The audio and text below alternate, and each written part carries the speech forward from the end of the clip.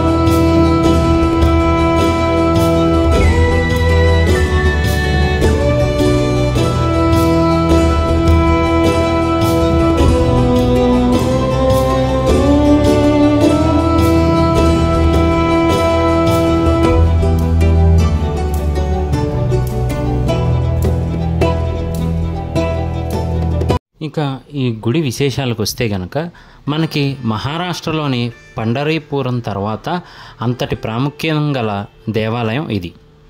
అంతేకాదండి, ఇక్కడ భక్తులు ఎవరైనా సరే డైరెక్ట్గా స్వామివారి పాదాలని తాకి దర్శించి మరీ పునీతులు అవ్వచ్చు అనమాట. సో లోపలి వరకు అయితే వెళ్ళే ఛాన్స్ ఉంటుంది.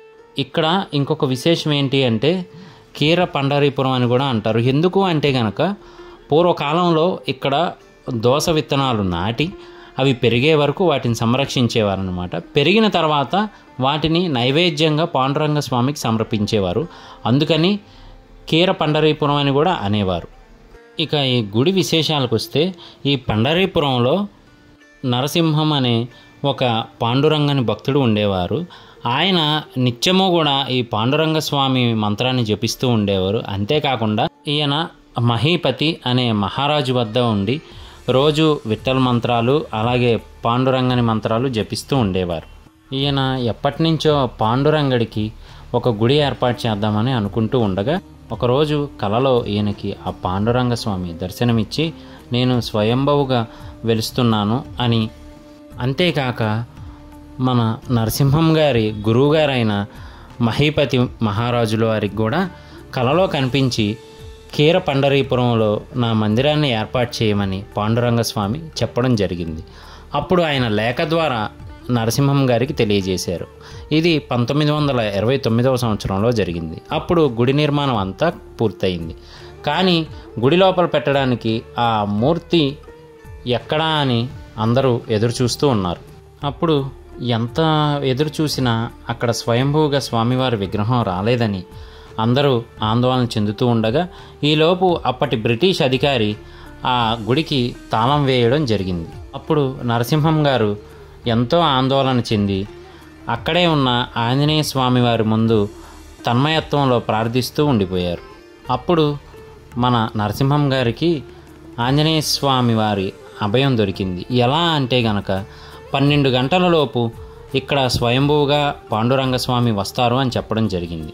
సమయం 10:30 దాటుతుండడంతో మరలా ఆ గుడి తలుపులు తీద్దామని తాళాలు తీస్తుండగా ఎంతకీ ఆ తలుపులు ఓపెన్ అవ్వకపోవడంతో వెంటనే మన నరసింహం గారు ఎంతో ప్రార్థిస్తే ఆ తలుపులు తెరుచుకున్నాయి.